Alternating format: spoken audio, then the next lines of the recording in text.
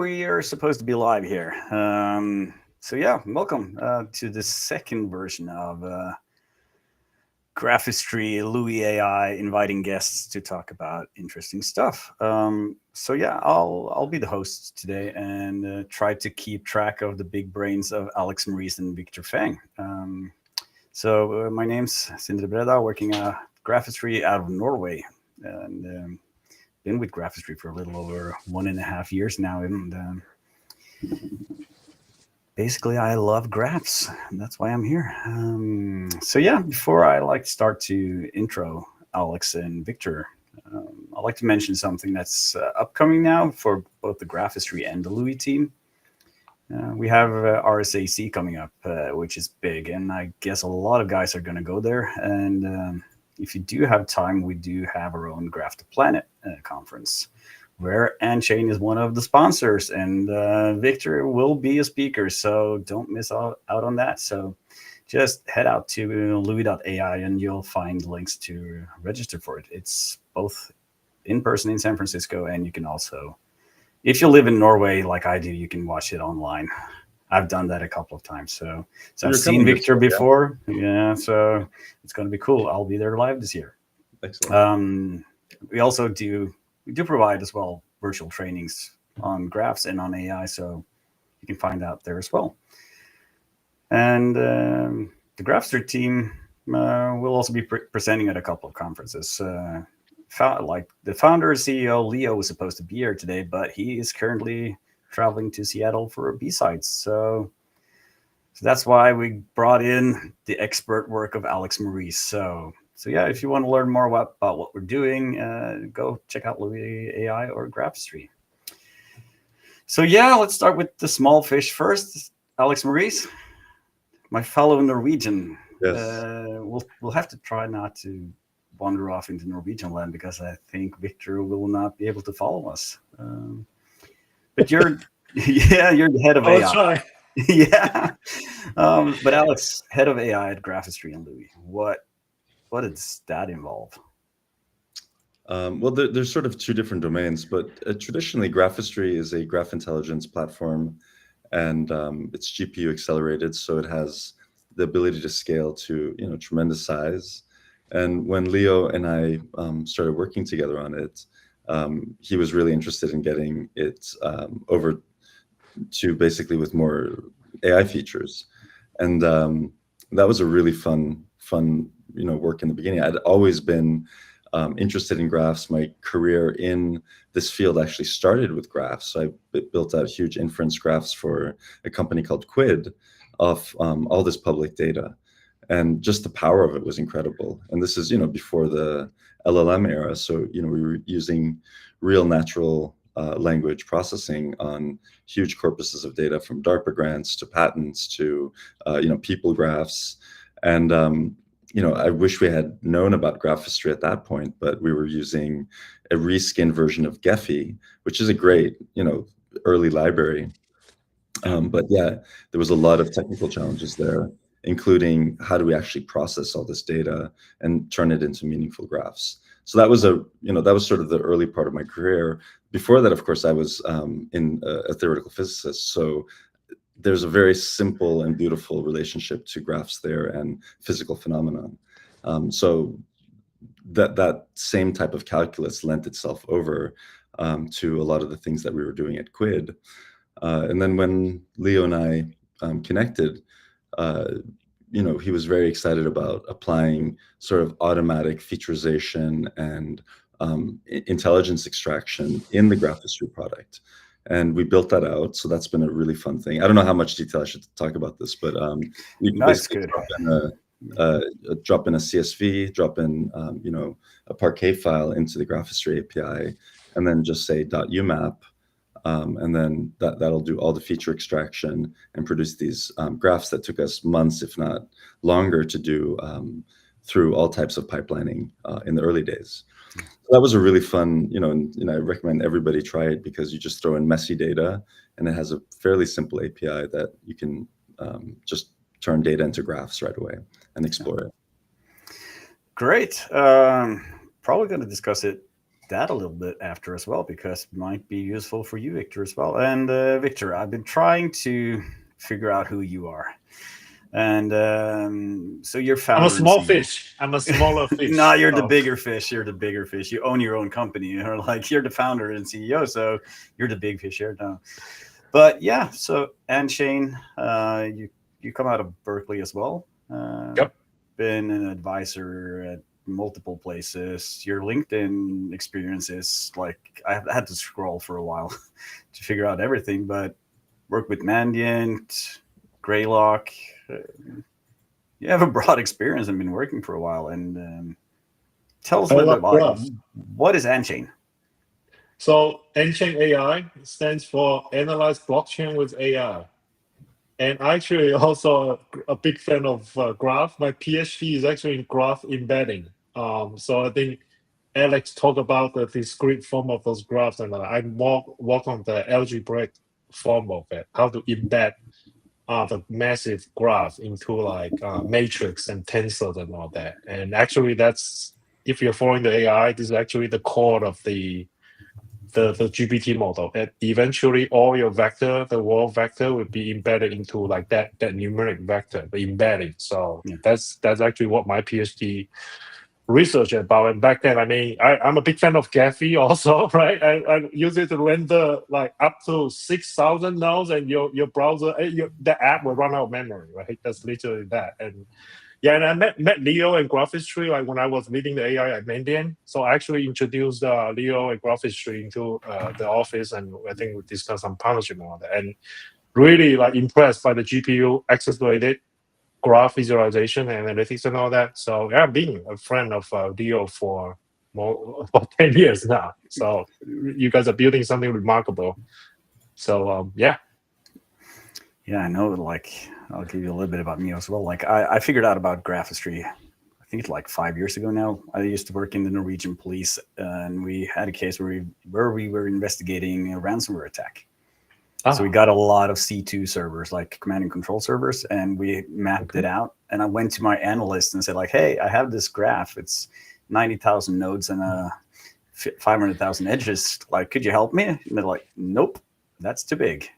Go online, search big graph, graphistry, following Leo on Twitter. And then suddenly he and some other people started Datadog, like when it started the COVID project, like tracking fake news about COVID online. And that at that point, I signed up and I got to try AnChain actually, but through an API.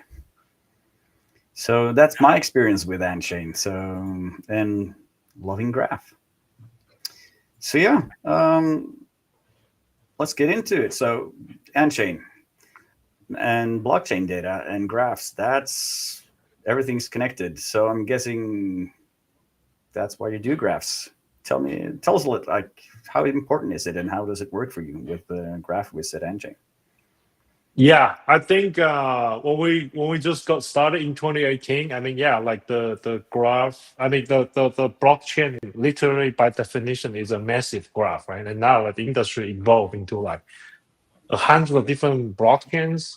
Okay, so I mean, Bitcoin was the first one, but now Ethereum and all these L2s and all these newer like Solana and all that. So think about it like that's 100 graphs, and altogether vertices we're talking about is a billions, right? So, and we are actually what we do is two key problems we're solving. One is the investigation, and the other one is actually the compliance side of it, right? So investigation, my company is actually have the honor to partnering with the US government, law enforcement, right? I think maybe some of the European related crime bureau investigation also when it comes to crypto, right? I remember there's some international with Interpol and all that cooperation on crackdown DeFi exploits or like ransomware attacks and all that. So I think, and the other side of it is actually the AML compliance, anti-money laundering compliance. Yeah. In fact, if you run anything in a financial service, I mean, and then, by the way, crypto by definition is a financial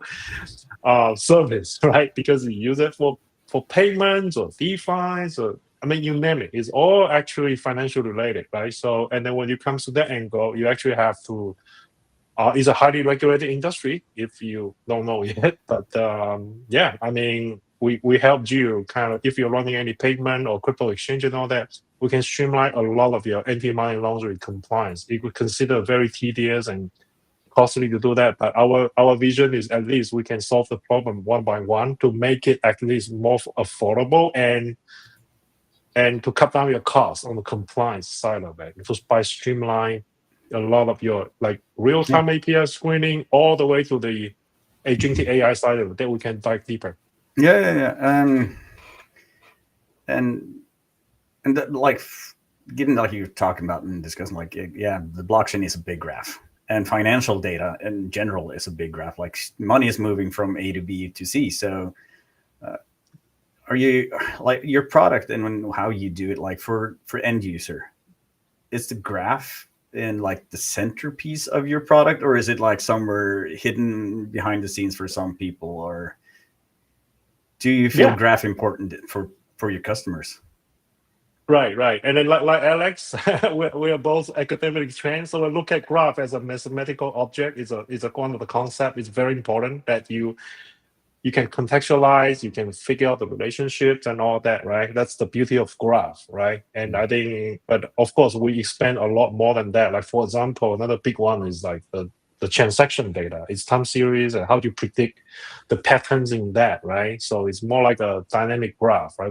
It's a huge graph, but there's a temporal aspect to it.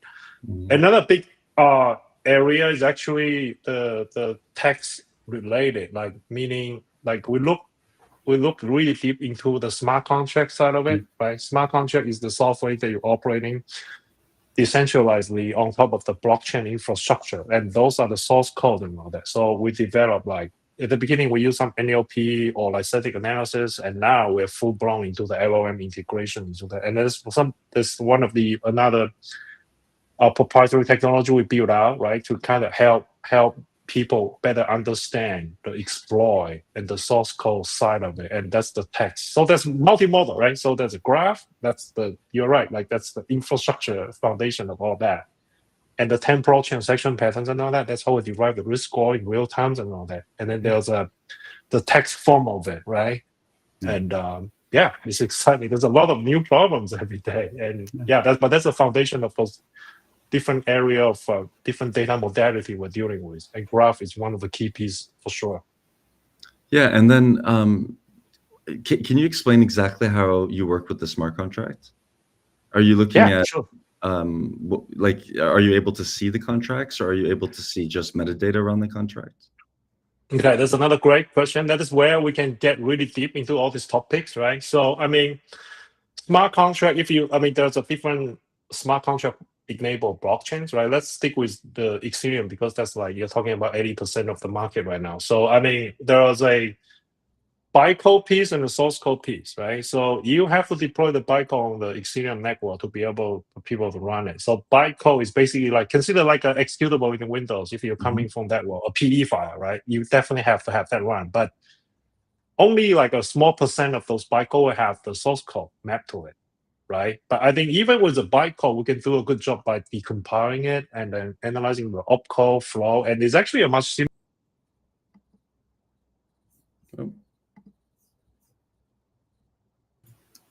Oh, we lost Victor for a moment there. But yeah, Alex, explain it to me while we wait for Victor. We're back with Victor now. It was supposed to be simple, you said, and then we lost you. Oh, sorry about that. Okay. It's both for 5 minutes. So I mean, there's no, just 10 seconds. Just 10 seconds, Victor. Okay. So I mean, so we have full blown like integration of the EVM stack, for example. So I think we can analyze from the source code if it's available, all the way to the bytecode side of it, right? That you can decompile into opcode. Then you can do a lot more with that. And then now I think we can dig deeper later on, like how AI agent is actually helping with all this investigation, other than like back in the days, we have to like manually investigate. Yeah.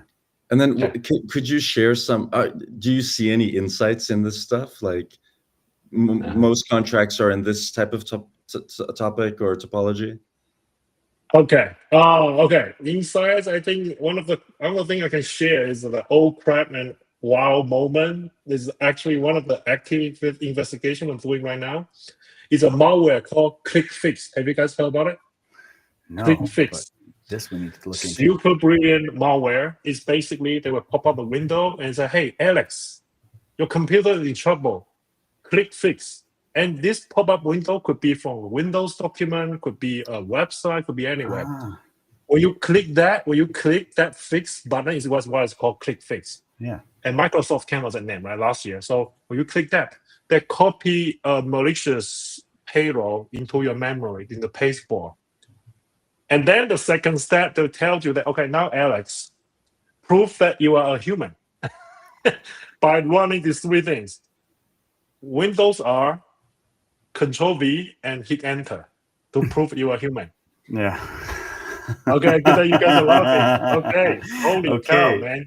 And why is it related? Why are we doing this? Is because they're using the Binance BNB blockchain as a C2 infrastructure, command and control infrastructure. Cool. That basically the malware, right? They don't put the malicious code out there because your endpoint will detect it. So Yeah. they will fetch it actually live, pull it from the BNB blockchain. As for those of you in the blockchain or crypto community, you probably know that blockchain is resilient. It's very hard to shut down, right? It's not Yeah. like a web server. It's very resilient and persistent. So they hide the malicious payload in there. And it's a whole bunch of JavaScript or whatever malicious command. And when you hit that, boom. When you hit the enter, you're done, man. And this is actually what's funny is it's a social engineering piece to it. Yeah. And it is actually this whole old crap moment when we saw this, right? Mm. Was like, wow, how can we I'm actually pretty sure my disrupt mom this? has probably been affected by this. A lot. That's actually, She's we always just had a calling me and call with saying law enforcement. they want me to press this thing here. Do I do it? And I tell her no, please don't. And I always have don't to try to explain to her prove that you are the human. browser is not the computer. Yes. So stay tuned. We're gonna publish this blog. We just get all the clearance on that, right? We're gonna publish it maybe tomorrow morning. Okay, stay Ooh. tuned on the AnChain.AI website. Yeah, and it's good Cool. that you guys actually see what's going on there, and at least we show a little bit impact we're making. Hopefully, you should share that with your mom, and maybe you can explain to her what's going on. Right? It was a very smart tactic, to be honest. But question here, like, were you with your tool then? Were you able to see how many people were actually affected by it? It's in the blog and a little bit. Teaser. It's in the, but I can give you a little preview, right? So I mean, blockchain only store the state, and it's a massive graph with Yeah. smart contract and bytecode built in. Graph is just the foundation of everything to hold everything together. But you're able to see how often they alter the state. And we actually able to decode the IP address and the victims and all the different information. Remember, it's a C2 infrastructure. Yeah. So the hacker actually they can use it as a storage, a web server basically. But isn't that crazy? Like they already use. Yeah, and as a former police officer, that's basically you're putting all the evidence out there for anyone to grab. Yeah. Huh. Oh, Victor's frozen again. Yeah, Victor's frozen again. What I say? Yeah. Oh. Yeah. Okay, I'm excited about that blog. Yeah. Coming in tomorrow. Let's. Am I back? Read that tomorrow. Yes. Yeah, you're back. Yeah, am I back? Sorry, I think they're probably hackers is not happy about what I just shared. So be careful, man. Yeah. But okay, but what I said before we lost you there, I'm not sure if you heard it, but like, given that this and the blockchain, it's there. Like you can't delete it basically. So they're actually putting all the evidence about what they're doing online then. Well, for anyone to grab and anyone to investigate. But then there's a delete function, suicide function out there if they care. But the point is that there are ways for them to remove it. But you're right in a way that usually, I mean, we record everything, right? We build out the infrastructure to record everything. So, Yeah. I mean, even the delete is an action. You try to alter the state on the blockchain. So, Yeah. but you're right in the way that. Oh, yeah, we lost him. He'll be back soon, hopefully. Thoughts, Alex? I mean, my head's spinning with this. We're entering a world right now, and I think it's being accelerated tremendously by the agentic age, where all this crypto, Web3 type technology that was originally built to enable all these decentralized services are going to become almost front and center now, because agentically, that's exactly what the agentic layer would love. Yeah. And I think, I think that there is this notion, which is painful, that SaaS is dying. It's going to be dead. And of course, I think that's going to have sort of a different rollout for, what scale enterprise you are, right? It's big enterprises are going to have a hard time adjusting. They're probably going to be holding on to legacy systems for a long time. But more and more, I think you're going to have agents that basically just read docs, understand what a base protocol is, or what lit protocol is, or whatever these protocols are, and they're just going to start using them. Yeah. So having that trust layer is going to be incredibly important, so that we can actually do proper attestation that this is my agent bot, or this is my company bot, and or bots, and I'm giving these agents now agency to transact and work within that system. So it's going to be interesting to think about how, AnChain and other companies like this, like us, are able to actually interoperate and make visible these types of things. Yeah.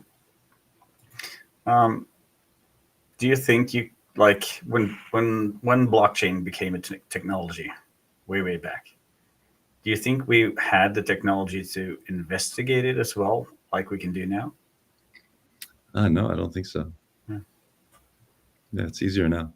Yeah, we'll bring that question back up when Victor's back. So, I mean, I suppose you could have, like, the thing is, the field has changed so much, right? So 15 years ago, 20 years ago, people were thinking about Hadoop and bean counting and, massively distributed stuff that was fairly simple, and all these like complicated cron jobs that type data in and out. And nowadays, like, there's just obviously that stuff is useful, but there's just simpler ways to do this now. yeah. And so, Victor, when you were gone, we were talking a little bit about how the agentic, my hypothesis, and I think everybody can agree, is that the agentic era is going to make the Web3 world kind of come alive. And that because of Web3 being built on attestation networks and, networks that are visible, you're going to have a sort of renaissance in data science analytics living on top of these objects once they start actually doing a tremendous amount of transactions. And we even saw it like recently with just GitHub, right? GitHub is a fairly low IO surface. And now all of a sudden, all these agents are, using, so GitHub actually stalled or crashed out, right?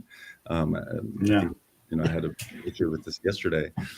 So, there's all these services that are getting overwhelmed by this influx of the agentic era. So it's interesting with AnChain adding a visibility layer on top of that. It's a great time to be in that seat, I think. Yeah. And the question I also asked Alex when you were gone, Victor, was like, do you think it would be possible to do the investigations you're doing today when blockchain came out? When blockchain came out. Okay. You know what? Like, we're already using Agentic AI to investigate a lot of the crypto. By the way, this case we just mentioned, it was actually, I would say 90% of the work is done by the Agentic AI with our MCP server hooked up to that LLM. So, and it's already happening actually. And but when, like, say, let's go back to 2010, and said like, oh, crypto is a thing, we want to investigate. Could, like, with the technology you had back in 2010, could you do what you do today? Like, or is it the technology shift with everything and not thinking about the LLMs and the agentic AI and stuff like that, but how has everything Right. shifted for you like that? Could you have built your company back in 2010, or has the technology changed so much? Oh, big time. Big time. Like now, I mean, okay, by the way, we have the AI in the name, or we just got started. That shows the freaking big conviction we have with AI. And my Yeah. PhD is in AI and machine learning. And then you know what?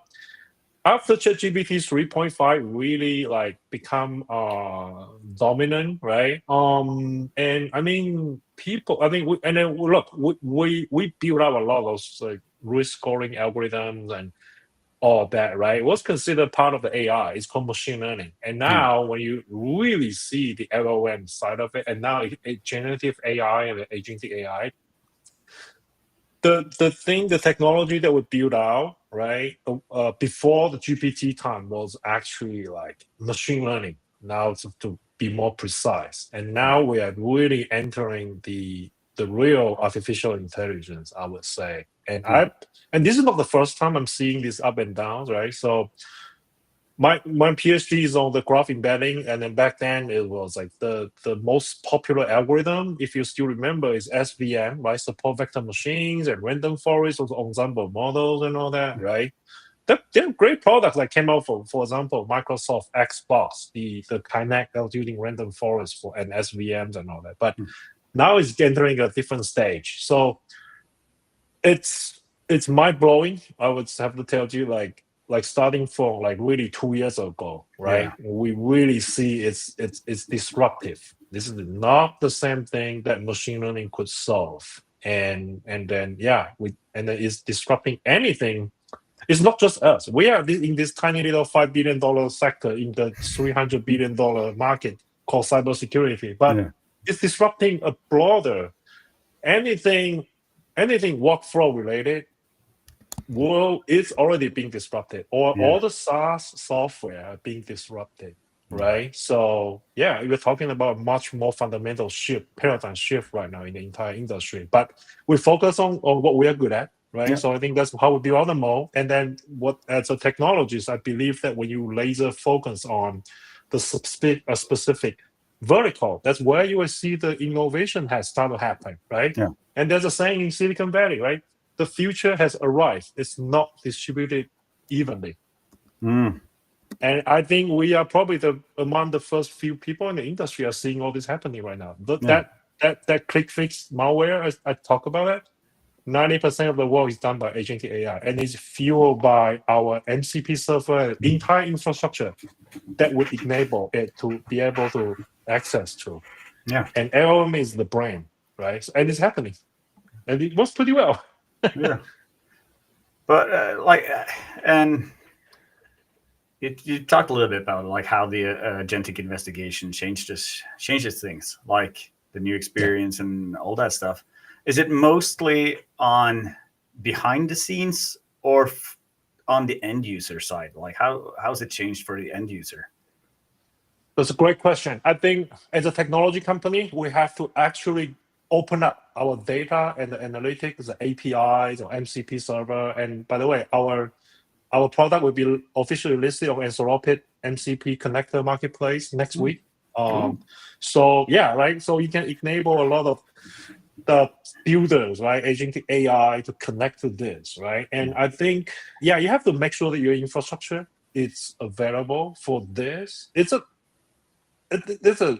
some engineering work on that, and then there's a prompt engineering that's doing that's something that we're being also spend a lot of time optimizing. And then there's a skills just came out from Anthropic. That's another step function, I would say, right? So it's like every week in the past 1 year, I think every week I'm seeing a new thing come out, right? And the open flow is another one. So it's exciting as a technologist. This is actually the best time to innovate.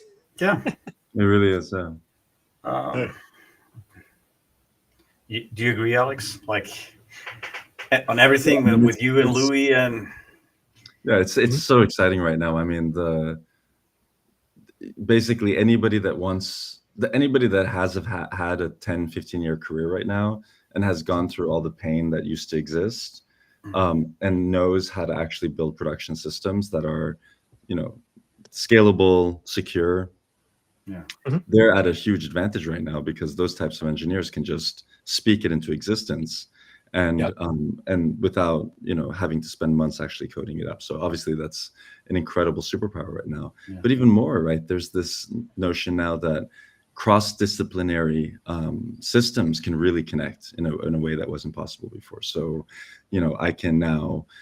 I may not know how to program Verilog, or I may not know how to do AutoCAD, but he does, right? So if I'm now have an idea that I want to make a toy for my daughter and 3D print it, but not sit inside some sort of 3D emulator, I can just have that code written for me, right? And then iterate very quickly. So, we're moving into that world right now of the same thing that we saw, early on, right, with the internet, right? It used to cost $1 million to make a website, right? And then various things happened, so then it was down to $10,000, and now a website $30 a month, right? Easy, or $10, right? Yeah. And so that cost went, across 5-6 orders of magnitude. And the same thing now with the knowledge worker sector, right? So a lot of the knowledge work that we used to have to hire 80 humans for now, you can then spend $30,000 instead of $450,000, right, or whatever it is.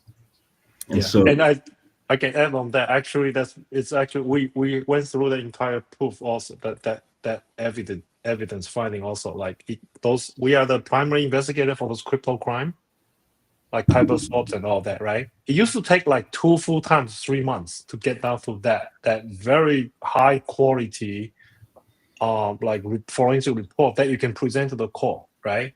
And now, you know what? It's like hours or days, right? Or it's like a couple millions of tokens. Just think about that's probably 3 orders of magnitude, and that's where the excitement has started to happen, right? It's not a marginal change. This is actually pretty fundamental change. And also the thing that surprises me is that you and I and everybody in this circle, we understand it, but you talk to an average person, they have no idea. And this is let's actually so this morning we just met with one of the law enforcement agency that we service. They actually asked a use case that is very interesting. Like, they're very technical, right? They're also investigators like you and me, right? But then they have to, in this entire legal process and all that, at the point they have to explain this exploit, that smart contract geeky stuff we just talked about, to a lawyer. Yes. Or to the jury. Like, jury is, I mean, the US legal system is like to be the average people. It's not going to be PhDs or whatever, just average people.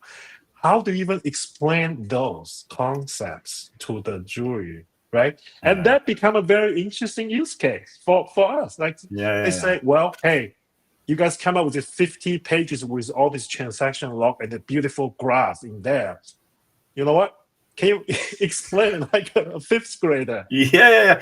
And that's one problem. That's one problem in GPT. And back then, you know what? Only 2 years ago, that's an entire painful process. Yeah. They have to put all the smartest people in the room. And then, hey, let's brainstorm, Alex. Okay, Alex, what do you describe this to your daughter?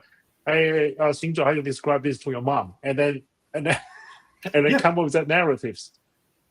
Yeah, I know. Like, I've written a couple of those police reports for like, and trying to explain computer forensics and how timestamps work. It's like, like you sit there, you spend the same amount of time like writing the report as doing the job. So like, because you have to explain everything, and it's, and I came to a thought like, with what we can do now, are we going back to sort of like the Renaissance ages where the artist was the most important guy around because he was the creative one?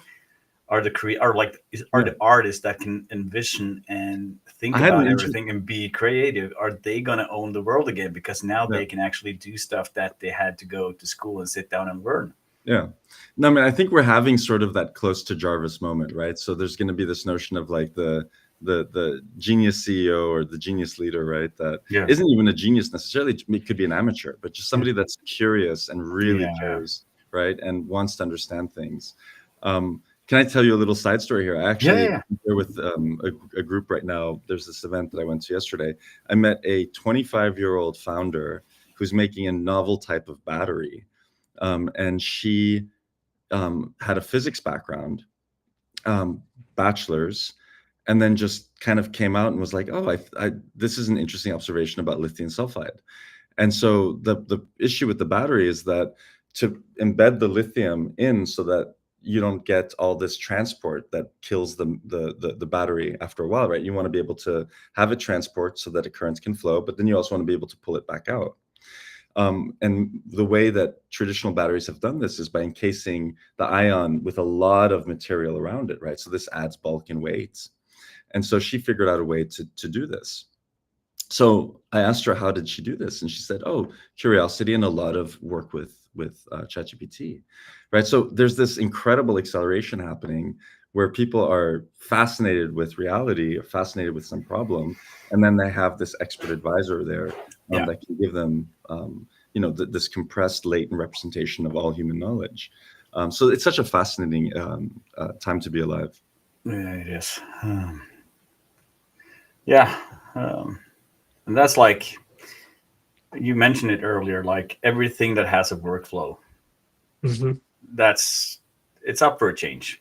Mm-hmm. So like, what are you seeing now? Like, are you a vibes investigation guy or an agentic automation guy? Maybe Alex, you want to take Is the that for me, first or, step? yeah, I mean, Both of you. While we're building Louis, that's the point is sort of having it be a vibe investigation platform. Yeah. So it's kind of remarkable, right? So, for the audience that doesn't know how painful cyber investigations are, right? You have all these computers, you have all these people logging into computers. You're doing basically some sort of remote sensing on IP addresses and things like this. So it makes a huge graph. These graphs are enormous across a enterprise firewall. And then you need to sort of find the needle in the haystack. Like, why was this edge created between this cluster of people working on these types of desktops when they hardly ever access an admin X, Y, and Z, right? So very difficult to see in a tabular format, very easy to see in a graph, and then the intelligence on top of that graph. So working with Louis and having that aha moment that I shared with Sindre a few weeks ago, of basically having the system run for 10 minutes, I could just say, hey, I know something happened, do a C2, blah, blah, blah, right? And all of a sudden it comes back and it's filtered through hundreds of thousands of these, events. And then it comes back with the actual attack surface in time, right? And then it can graph that for you, where you just see like, oh, this was the first place it made ingress, and then the computer jumped, or the virus or whatever jumped, the malware jumped over here, or the attacker, and then all of a sudden you see, oh, now it hit the place it shouldn't have, that gave it escalated privileges, right? So it's an incredible thing, right? Because as a data scientist, so much of what we do in data science is we fit mean results and we throw away anything that's not along the main path. And cyber is the exact opposite. You care about that very strange, anomalous object in that data set, and that's like a needle in the haystack problem. Yeah, and Alex, you want to define what is vibe investigation? I think you guys, Leon came up with that. Right? Yeah. What's the definition? I think it's like what Karpathy said, right? There's vibe coding, not vibe investigation. Yeah, you basically, like somebody like Sindre. Like Sindre is an actual expert in this stuff, right? I'm a generalist. I know math. That's it. Yeah. And Sindre knows an ontology of what this stuff looks like. So a person with his brain could come in there and say, let's do this, right? And then he directs that energy into the system, and then the system understands that.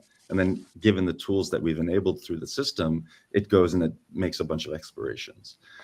That's what we think of as sort of the vibe investigation. And then it comes back with some results. And then Sindre can then say, oh, that makes sense. Let's do the next step, right? So there's this iterative pivoting process, but it's in the 5 minutes, 2 minutes that it's running queries and doing some part here, it's done the work that would have taken him, Yeah. tons of Splunk queries and pivots, Yep. whatever it is, right? I sort of feel like this is back to those like from my police days. It sort of feels like those meetings where you grab everyone that's been doing a little bit of the work, like someone's been looking at X, Y, and Z, like, and then you sit down and like the lead investigator goes and like, okay, so we have our hypothesis. Mhm. How are we on X? Like, and someone raises their hand. Yeah, I've seen that. Oh, I've seen that. So you have that, like everyone sitting around the table. You can just ask those questions as a lead investigator, and now you have that just writing to to an LLM, and you get you skip that room, and depending on the other people doing their job, basically. Yeah, and you're a one-man show. and then like both of you, I actually get that. Like, remember I told you guys the two problems we're solving. Yeah. There's an investigation and there's a compliance. And I think we are very fortunate to cover both ends, right? And then you ask about, hey, am I a value investigator or like an agentic investigator or something like that? You know what? The investigation is what exactly that Alex and you guys said, right? I mean, it's investigation is like you have to have that freedom, flexibility of brainstorm. Like we've been working with law enforcement. So some use cases is called a lead generation, right? You have to find out, even like this tiny little thing that sounds irrelevant to this, it could eventually become a good lead, right? So and by the way, graph graph is good at modeling those relationships.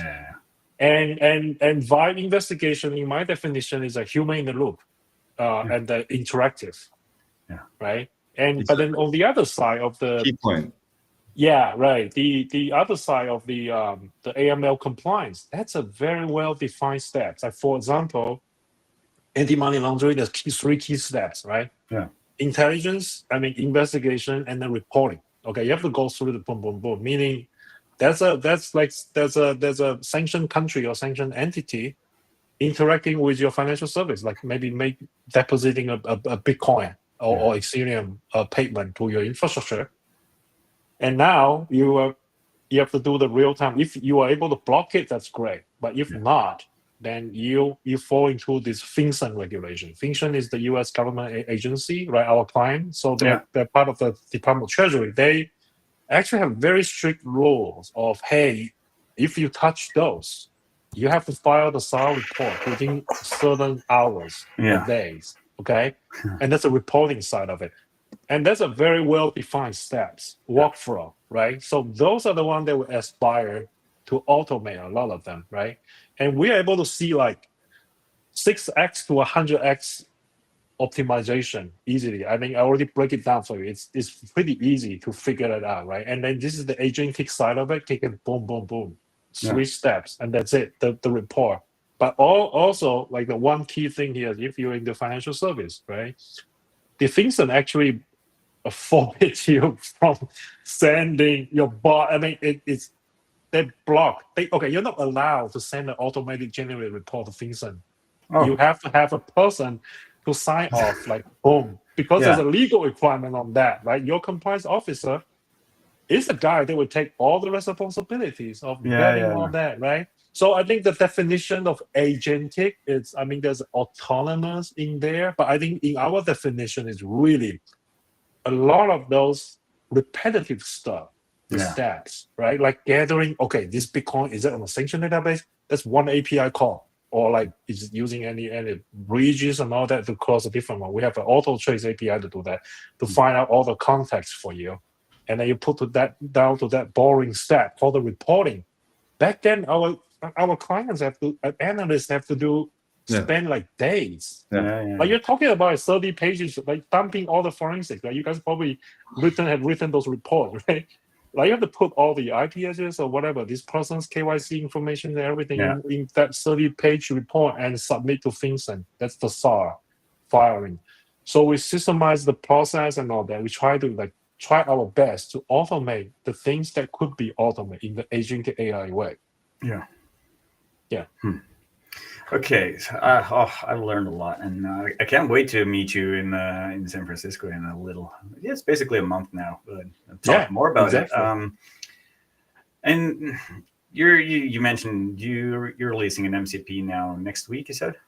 Or Yeah, and the remote MCP with auth 0, that is the security meeting all the Anthropic security requirement. And our MCP is already out there. And it's even open source.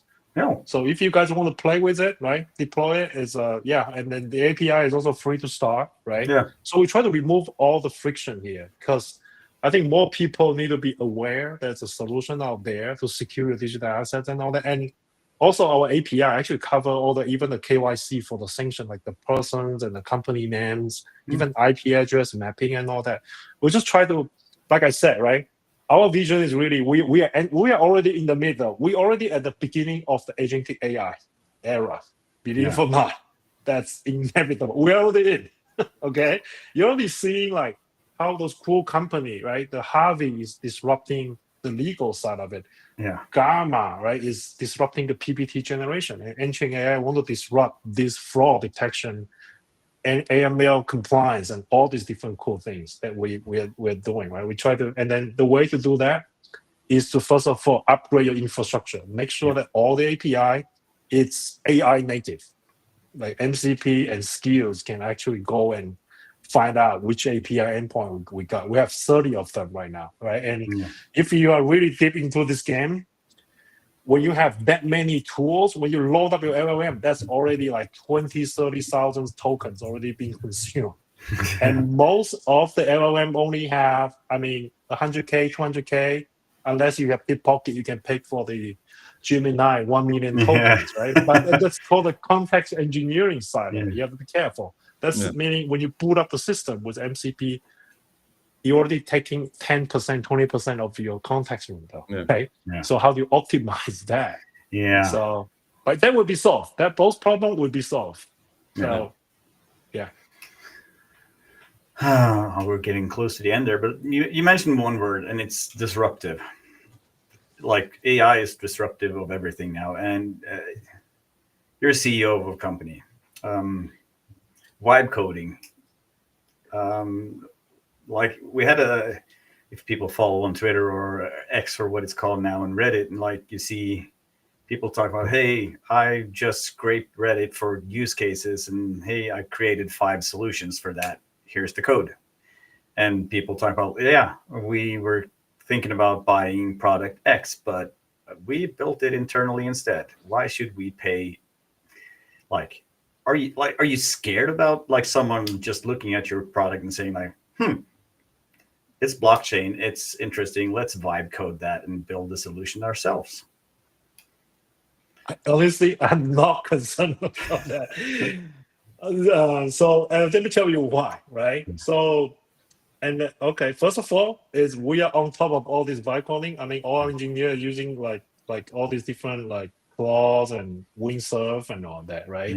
So we can move as fast as anybody else, or I think we should be moving a lot faster than other potential competitors and all that to build this. And the second one is I want to make it. So first one is the speed, right? The speed. The second one is really the expertise in this domain, the vertical. I already share a lot of, by the way, all those topic Alex just asked me is not on the script they sent me, by the way. Just so and this is the showcase like the deep expertise is important in the problem and understanding workflow, right? Really understand the problem, right? And then the customers, they trust human. They trust this. You work at the police, right? You want to trust a vendor that are already servicing law enforcement, not some random stranger, right? And then the last one is proprietary data. So we do have proprietary data, right? So, those 4 things that I would say is the speed, the expertise, the customer's relationship, and the proprietary data. And and I'm curious about hearing your thoughts too, right? Graph history is apparently is a more open platform. So you guys are concerned about that too? Alex, what do you think? The head of AI. The head of AI. What are your thoughts? So what's fire it up, man? Here, I am concerned about that. I think that what graph history has as a tranche is the fact that it can scale so big, right? It's it's not just like a React flow or D3 visualization that is cute and can do a few hundred nodes, but then craps out. So that's a and then of course having the AI intelligence on top of it is really useful. It's great to see that within Louis, right? So Louis then does an investigation and then at the end can then spit out a graph. But yeah, I think that there is very likely going to be disruption in the next year or two that everybody's going to be feeling. So, even big guns like Neo4j might be feeling it, right? And everyone, all these guys are great and they've built such a cool tool, but there's so much happening right now that is sort of in line with this notion of like almost like a protobuf, right? Like, when are the machines just going to make their own protobuf protocol, right? That's just like JavaScript. Why would I care about doing anything that the human can read, right? So you can imagine that there's going to be very succinct protocols that enable these computer-to-computer interactions using these logical circuits called LLMs that radically changes how we do things, even down to like things like ETL. So I think that there's going to be disruption. I think what's so fun right now is that if you can move as an agile team, you don't need big teams anymore, right? Yes. You need smart, small teams that have a coherent vision and really love producing. And again, this goes back to the metaphor of the Iron Man suit, right? Like, I think everybody I'm prepared, man. Yeah, but it's like it's off the script. You see the original Iron Man, not the original, but the first one that came in the Marvel series, right? And he's stuck in the cave.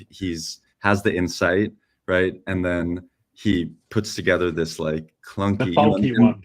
And that was a shout out to the old comic, right? Because the old comic, it looked basically like that suit. It was this big, bell, like a huge iron bell. And so that was a really cool little wink to the past.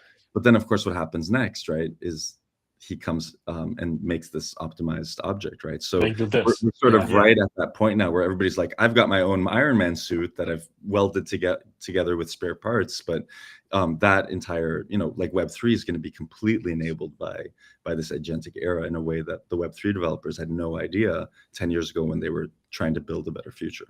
Yeah. Yep, totally.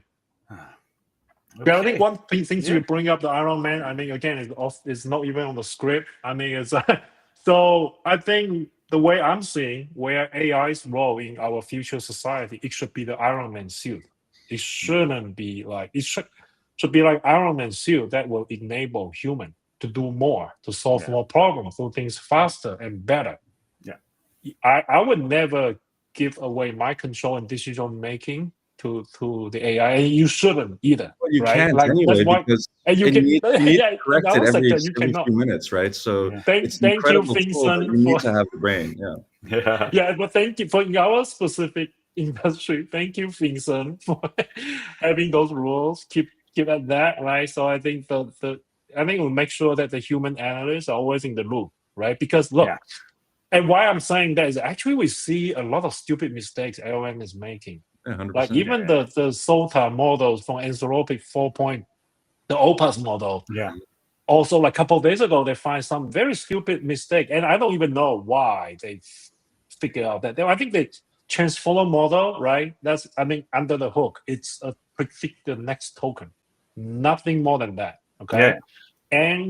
And when you don't know that answer, they will still try to spit out something. Mm-hmm.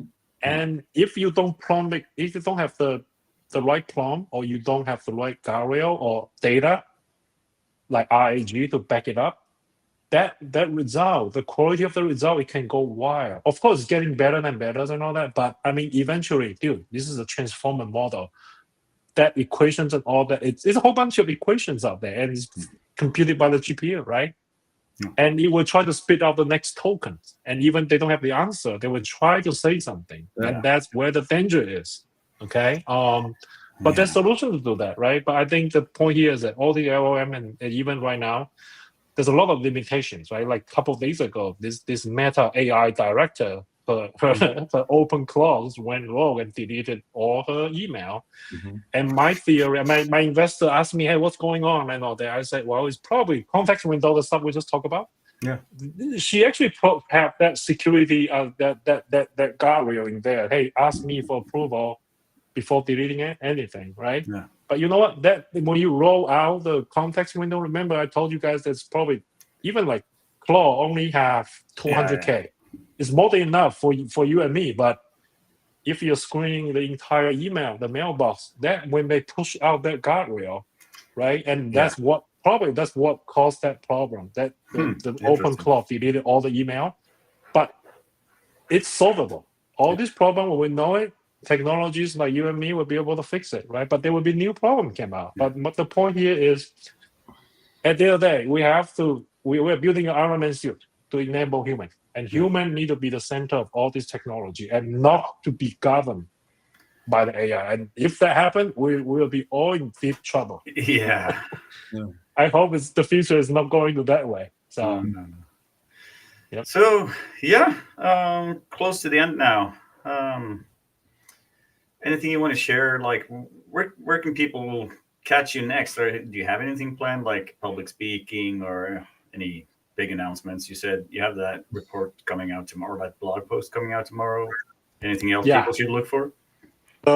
The click fix malware report coming out tomorrow morning of the AnChain.AI blog, and that's why I got DDoS, because probably some people don't want that to publish. Sorry about that.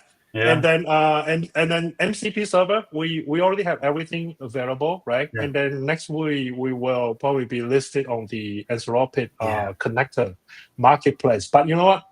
It's already available. The MCP, if you go to the AnChain.AI/data, we have everything. And if you want to run it as a local MCP, we open source all that. The GitHub repo is there. The only thing you need is to get an API key for free, and you can start pulling your API. And then the event, we're going to co-host the event with our friends Leo, Sindre, and Alex, right, in San Francisco. Yeah. In March 23rd, right? Yeah, so, March 23rd. Yeah. In the Bloomberg SF. This is probably the 5th year I joined. I was there last year and all the previous years, right? It's a real fun. It's last really year fun. I just watched your video from last year, and when you brought up a picture that was 5 years ago last year. So. Yes. If you have more pictures, make a collage. Yes. We need to make and then the collage. dinner, we got a dinner appointment at the dinner also, right? That's where like we have a lot of hot takes. Yeah. And debates. With Down Song last year was which side is gonna win, right? Is that the defense side or the hacker side, right? So yeah. Amazing. I'm looking forward to it. So thank you a lot, Victor, for taking time in your busy schedule to talk with us Norwegians, basically, the Norwegian team. Looking forward to meeting you in San Francisco on the 23rd of March. Yeah, and for people listening in, and please, if you're in San Francisco, sign up and meet us there in person, or go and watch us online. And that's the URL is louis.ai / Graph the Planet, or I think it's Louis/AI, and it will be easy to find up in the right corner on the webpage. Excellent. Look for Graph the Planet or search for Graph the Planet, and you shall find it. So, well, Victor, Sindre, thank you guys so much. This was a lot of fun, and thank you. It'll be fun to see the same thing next year and see how much we predicted was correct. Yeah. Let's see. I mean, it's wild, but and then we can definitely want to meet you in San Francisco in a few weeks. Cool. Thank you for having me here today. Thank you, everyone. Ciao. Enjoyed it. Bye. Awesome. Bye. Bye. Bye.